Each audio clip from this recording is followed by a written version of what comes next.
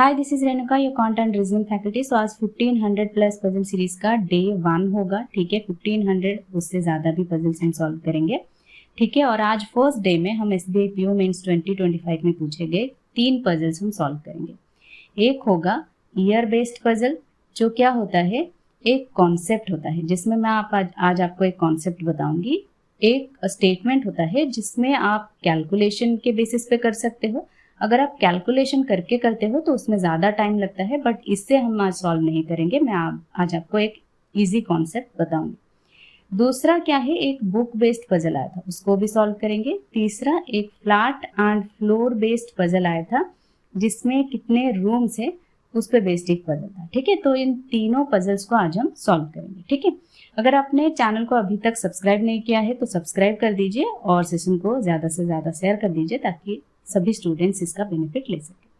चलो पहला puzzle solve करते हैं। देखो क्या कह रहा है, 7 persons A, B, C, D, E, F and G are born in 7 different years: 61, 65, 70, 77, 80, 86, 95, but not necessarily in the same order. Their age is considered as 20, 24. Okay.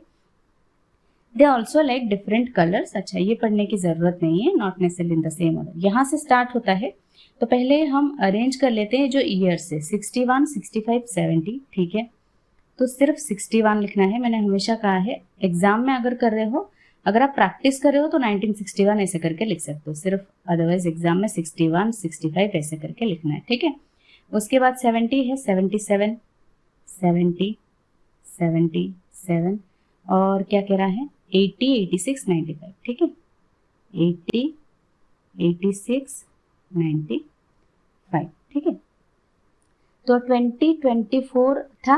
अगर हम इससे माइनस करेंगे तो ये 3, 12 में से 6 गया 6, 63, 63, 4 माइनस कर दो तो 59, यहाँ पे 5 माइनस कर दो तो 54, यहाँ पे 7 माइनस कर दो तो 47, यहाँ पे 3 माइनस कर दो तो 44। ठीक है, यहाँ पे 6 माइनस कर दो तो 38, यहाँ पे 9 माइनस कर दो तो 29। ओके, तो एज इस तरह से कैलकुलेट होते हैं। ये आ गया एक कॉन्सेप्ट। दूसरा क्या कह रहा है, देखो यहाँ से स्टार्ट होता है, तो मैं अभी कलर चेंज कर लेती हूँ। ठीक है, ठीक है, देखो difference between ages of G who likes brown colour and B is 15 years. अच्छा, जी जो कि ब्राउन कलर लाइक करता है और बी में डिफरेंस क्या है 15 ईयर्स। अच्छा, यही कॉन्सेप्ट की बात मैं कर रही थी पहले स्टार्टिंग में। तो यहाँ पे देखो, इसमें आप कैसे करते हो, एग्जाम में अगर आप इस तरीके से करते हो जो कि कैलकुलेशन बेसिस पे होता है, तो 15 ईयर्स किन में डिफरेंस है, इसको इससे माइनस करोगे, कितना है ये 15 तो नहीं है, इसको माइनस करोगे या इसको इससे करोगे, ऐसे करते हो क्या। तो ऐसे जो कैलकुलेशन होता है, कैलकुलेट करके अगर आप करते हो एक एक को फिर इससे, ये गलत कॉन्सेप्ट है, इसको अप्लाई मत करना। यहाँ से स्टार्ट करना हमेशा, स्टार्टिंग से इसको देखना। 15, इसमें 15 ऐड करो, हर नंबर में आपको 15 ऐड करना है। यहाँ पे 15 ऐड करोगे तो कितना होगा 15 और ये 44 हो रहा है, यानी इन दोनों के बीच 15 का डिफरेंस है। ठीक है, 8 में 5 ऐड करोगे तो 3 आएगा, 3 यहाँ पे किसी में भी नहीं है, 63 है, ज्यादा ही है। 4 में 5 ऐड करोगे तो 9 होगा, जो कि इन दोनों में है, देखो है ना, तो इनके बीच का डिफरेंस भी 15 है। 7 में 5 ऐड करोगे तो 2 होगा, जो कि इसमें नहीं है। 4 में 5 ऐड करोगे तो 9 होगा, 59 नहीं है। और 9 में 5 ऐड करोगे तो नहीं होगा, 14 है, जो कि यहाँ पे नहीं है। तो इन दोनों का सिर्फ 15 है। एनीवेज, आगे हम देखते हैं क्या कह रहा है। And G was born in an even number year. अच्छा, यहाँ पे देखो ये 3 हमने लिया है, एक 65, ठीक है, और 80 और 95। इसमें इवन ईयर क्या है, ये दो चले गए, सिर्फ 80 है इवन ईयर, तो जी को यहाँ पे बिठा दो, और जी ब्राउन कलर लाइक करता है। क्लियर, ये हो गया। ठीक है, अभी बी चाहिए तो हम यहाँ पे इस तरफ लिख लेते हैं, बी यहाँ पे या फिर यहाँ पे होगा। क्लियर, तो मैं इसको मिटा रही हूँ। ठीक है, अभी इसको हटा देते हैं। ठीक है, next, age of B is a prime number कह रहा है। अच्छा, 59 ये एज है, ये भी प्राइम है, 29 ये भी प्राइम है, तो 2 हो सकते हैं। Next, as many persons born between A and G as between A and C। अच्छा, A और G में जितने हैं ए और सी में उतने हैं, यानी बीच में कहीं ए आना चाहिए, ये कॉन्सेप्ट होना चाहिए। ठीक है, एक हो सकते हैं, दो हो सकते हैं, कितने भी हो सकते हैं। ठीक है, A is younger than C but older than G. अच्छा, ये तो यंगर है, पहले सी बॉर्न हुआ है, फिर इसके बाद ए, फिर इसके बाद जी। तो ये जो हमने सजाया है ये क्लियर है। ठीक है, A is younger than C but older than G, तो जी बाद में हुआ है। ठीक है, ये वाला ठीक है। A is older to F but he was born in an year which is a multiple of 7 but not 11। अच्छा, ए, जी और सी चाहिए, लेकिन ए की बात कर रहा है, ओल्डर टू एफ, ए पहले होगा फिर एफ होगा। ठीक है, लेकिन ए कह रहा है इस ईयर में होगा जो 7 मल्टीपल का होगा लेकिन 11 का नहीं होगा। ठीक है, 7 का होगा लेकिन 11 का नहीं होगा, सिर्फ 7 का होगा। ठीक है, तो यहाँ पे अगर हम करते हैं, देखो जी के बाद ए के बाद सी आना चाहिए एक सेम गैप में। अगर हम ए को यहाँ पे करते हैं, सी को यहाँ पे करते हैं, तो ये वाला पॉसिबल है, राइट। बट ए का एज जो है यहाँ पे 77 ईयर कह रहा था, ईयर है ना, हाँ ईयर कह रहा है, 7 बट नॉट 11, ये 7 का भी है और 11 का भी है, तो यहाँ पे नहीं होगा। क्लियर, एक गैप देकर करते हैं, एक गैप है तो सी और ए में भी एक का गैप होना चाहिए, राइट। अब ये 7 का मल्टीपल है लेकिन 11 का नहीं है, तो ये वाला क्लियर हो जाता है, ए यहाँ पे होगा। अब बी का हमने पॉसिबिलिटी बना रखा है, तो एक इस तरफ बना लेते हैं ये वाला, दूसरा इस तरफ बना लेते हैं। ठीक है, ये जी है, ये ब्राउन कलर है, और ए यहाँ पे, सी यहाँ पे। ठीक है, इतना ही है। ठीक है, नेक्स्ट देखो, D likes pink colour and was born in an odd number year. अच्छा, इसको मैं हटा रही हूँ, रुकने दो, ये वाला हटा रही हूँ क्योंकि ए के बाद एफ कहीं होगा, राइट। इसको हटा देते हैं। कह रहा है D likes pink colour and was born in an odd number year. D pink, ठीक है, ऑड नंबर ईयर, यहाँ पे क्या बचा, यहाँ पे ये वाला बचा, ये वाला बचा, कहीं पे भी हो सकता है। ठीक है, यहाँ पे ये बचा है ना, ये कहीं पे भी हो सकता है, तो लिख लेते हैं इसको ऑड ईयर। ठीक है, next, C neither likes black nor green colour. C black नहीं है और ग्रीन भी नहीं है। ठीक है, F does not like green colour. अच्छा, एफ भी ग्रीन लाइक नहीं करता। A likes yellow colour and was born after E. अच्छा, ए आफ्टर ई तो मतलब ए पहले, ई पहले आना चाहिए, राइट। तो यहाँ पे तो सी भी है, ई के लिए जगह नहीं है, तो ये वाला सीक्वेंस गलत हो जाता है।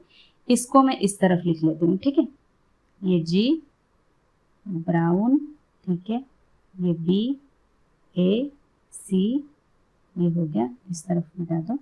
अब कह रहा है A likes yellow colour and was born after E, तो ई यहाँ पे होगा, ये येलो होगा। ठीक है, अब डी था यहाँ पे pink colour odd number year, तो बचा यही सिर्फ ऑड नंबर ईयर है 77, ये तो 86 हो गया। ठीक है, तो डी यहाँ पे होगा। ठीक है, और पिंक ये हो गया, इसको भी हमने बना लिया है। अच्छा, और क्या चाहिए, ए के बाद कहीं एफ चाहिए, तो एफ यहाँ पे होगा, ये भी हो गया। अच्छा, अभी एक है कि कलर, राइट। सी जो है ग्रीन लाइक नहीं करता, एफ भी ग्रीन लाइक नहीं करता, ये दोनों ग्रीन लाइक नहीं करते। आगे और स्टेटमेंट भी है, देखो, ई हु लाइक्स रेड कलर। अच्छा, ई का पहले से गिवन है रेड कलर, ठीक है, यहाँ तक था। ठीक है, अब कह रहा है सी भी ग्रीन लाइक नहीं करता और एफ भी ग्रीन लाइक नहीं करता, तो मतलब ये और ये नहीं, तो डेफिनेटली बी जो है वो ग्रीन लाइक करता होगा। ठीक है, अब सी जो है ब्लैक लाइक नहीं करता, तो एफ जो है ब्लैक लाइक करता है। और क्या है बचा, सी। सी क्या, कौन सा कलर है, देखो, येलो, रेड गया, ब्राउन गया, ऑरेंज बचा, तो सी जो है वो ऑरेंज लाइक करता है। क्लियर, चलो, who among the following is oldest. Oldest यहाँ पे कौन है, सी है, C option B. Who among the following was born in an year 1986। 86 में एफ है, ठीक है, option B. 4 of the following belongs to a same group. Which among the following does not belong to that group? E, C, D, F, B. E, C, D, F, B. E यहाँ पे 65, C 61, D 77, F 86, ये वाला अलग है, B 95। तो सब odd number year में है, ये वाला इवन नंबर है, तो F अलग होगा, F करेक्ट आंसर। ठीक है, Which of the following statement is true? A was born after G, A after G नहीं है, before G है। ठीक है, ये ए बिफोर जी है।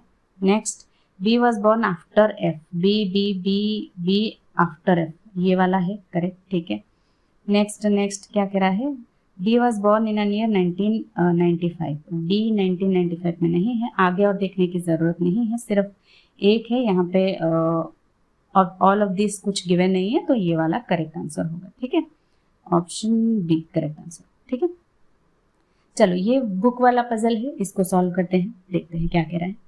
5 different books, science, reasoning, maths, English and history are arranged on 5 different shelves, shelf 1 to 5 from top to bottom. There are exactly 2 books of each subject. ठीक है, तो यहाँ पे अगर मैं 1 to 5 अरेंज करूँ, यहाँ पे कर लेती हूँ, थोड़ा स्पेस दे देते हैं इसको, ठीक है। अब हो गया, देखो यहाँ पे मैं अरेंज कर रही हूँ 1 2, ठीक है, 2 3 4 और 5, ठीक है। अब वो कह रहा है there are exactly 2 books of each subject. अच्छा, 5 सब्जेक्ट से क्या क्या लिख लो पहले, साइंस, रीजनिंग और क्या था, maths, English, history, maths, English, history, ठीक है। Next, total number of books on all the 5 shelves is 10 with a maximum of 3 books on any shelf and minimum of 1 book on any shelf, ठीक है। तो यहाँ पे 2 है सब, तो डेफिनेटली 10 ही होंगे, ठीक है। अब मैक्सिमम 3 है या फिर 1 होगा, ठीक है, इतना गिवन है। Read the following information carefully and answer the following question. Self 3 contains only 1 history book, ठीक है, तो इसमें सिर्फ एक होगा, वो है, मैं यहाँ पे ऐसे कर रही हूँ, ठीक है, कलर चेंज कर देते हैं, ठीक है, इसमें सिर्फ एक होगा, वो है हिस्ट्री, ठीक है, हिस्ट्री एक ही है इसमें, ठीक है। Next, there are equal number of books on shelf 1 and shelf 5, तो इसमें इक्वल है, ठीक है, ऐसे कर देते हैं, equal. The 2 science books are on same shelf and this shelf is not immediately above or below a self containing math book। अच्छा, साइंस जो है वो सेम होगा, लेकिन इसके बिलो और ऊपर जो है मैथ नहीं होगा, ठीक है, या ये जो है साइंस, ये मैथ के बिलो और अबव नहीं होगा। The 2 English books are on different shelves. अच्छा, इंग्लिश जो है डिफरेंट होगा, ठीक है। One of the English book is on shelf 5। अच्छा, एक में एक यहाँ पे है, ठीक है, एक यहाँ पे इंग्लिश, ठीक है, English. Next, the 2 reasoning books are not on same shelf, reasoning भी डिफरेंट है, ठीक है। English book is not placed on shelf 1। अच्छा, 1 में इंग्लिश नहीं होगा, ठीक है। The 2 history books are placed on the shelves immediately above and immediately below the shelf containing the 2 maths books. अच्छा, the 2 history books are placed immediately above और below maths books. अच्छा, तो मतलब एक यहाँ पे हो सकता है, एक यहाँ पे हो सकता है, बट मैथ के ऊपर हिस्ट्री ऐसे होना चाहिए, बाद में करते हैं, पहले देख लेते हैं क्या गिवन है बाकी।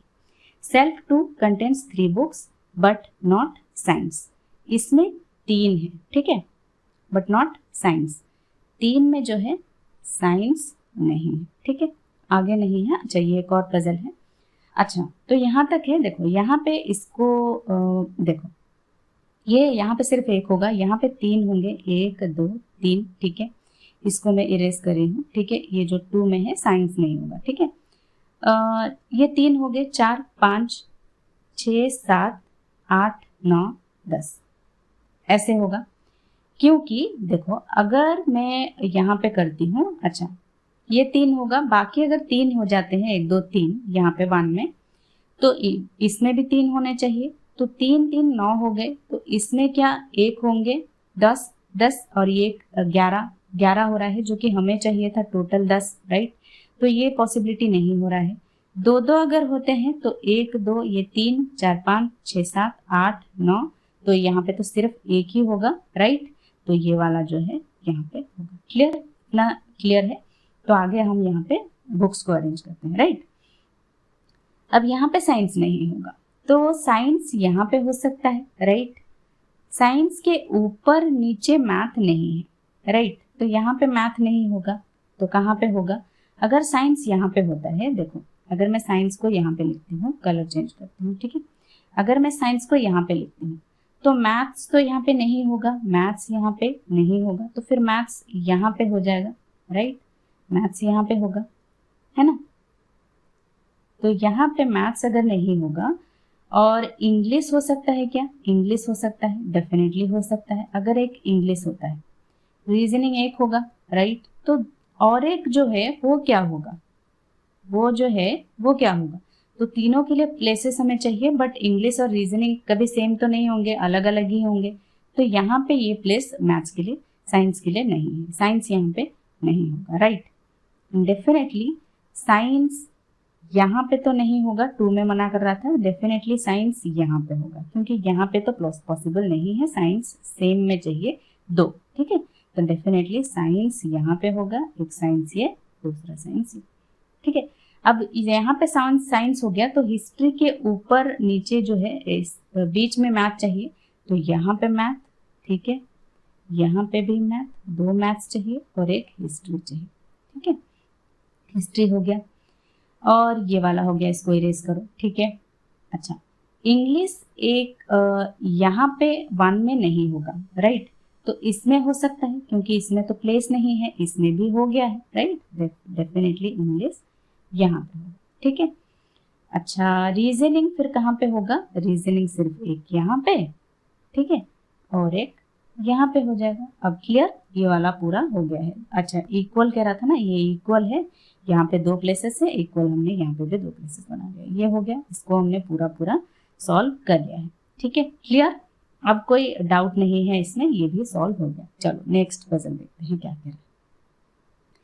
There is a 3-story building. In a society, the ground floor is numbered as 1. Each floor consists of 2 flats, X and Y. As flat X is in west of Y.